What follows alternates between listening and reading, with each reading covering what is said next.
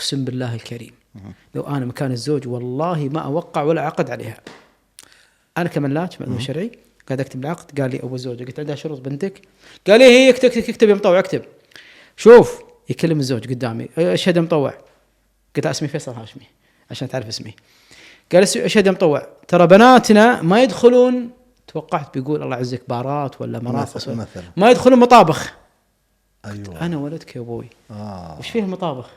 أمهاتهم مني دخلوا المطابخ بالضبط. أمهاتنا وزوجاتنا إيش فيها؟ قال لا لا لا لو سمحت، يعني كان يقول لي اسمع استريح شوي. قلت إن شاء الله. قال ترى بناتنا ما يدخلوا المطابخ. والله صدرك وسيع. لا أنا قهرني الزوج. إن شاء الله عمي، إن شاء الله عمي. أوه ما قال شيء. ما قال إن شاء الله عمي. وهذا يقيد اللي ما يقيد. لا إذا اشترط الأب يقيد. إذا اشترط يقيد أنها مثل خدامة ولا كذا لا مثلا حق. إيه